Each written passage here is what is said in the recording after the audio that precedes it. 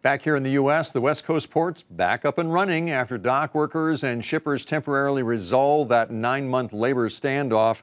But even though cargo ships are being loaded and unloaded again, a very big backlog remains. Jane Wells has more.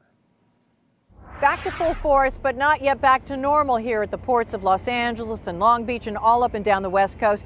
They started unloading ships at 8 a.m. local today, but take a look at what it's like outside out on the water. You'll still see what looks like an armada waiting offshore. More than 30 ships by my count this morning. One person compared the view to D-Day. If you lined up all the ships up and down the coast, the line would stretch 579 miles. Stack them up and they'd reach the International Space Station.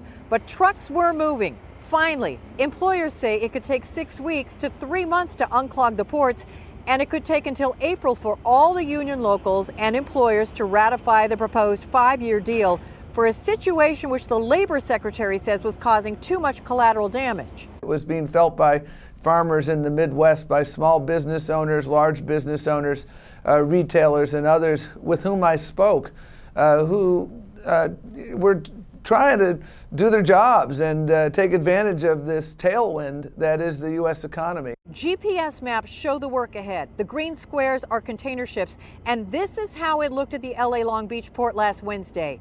Here it was this morning.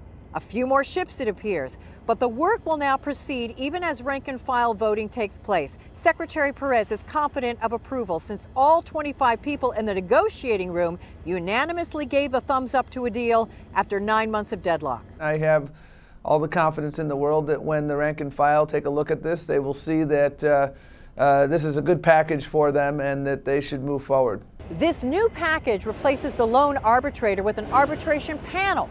It also raises wages, which employers say now average about $50 an hour, so those are going to go up. It also raises the pension, and it continues to provide dock workers with health care that costs them nothing. Assuming this deal is approved, unions on both coasts now have contracts which provide some stability through at least 2018.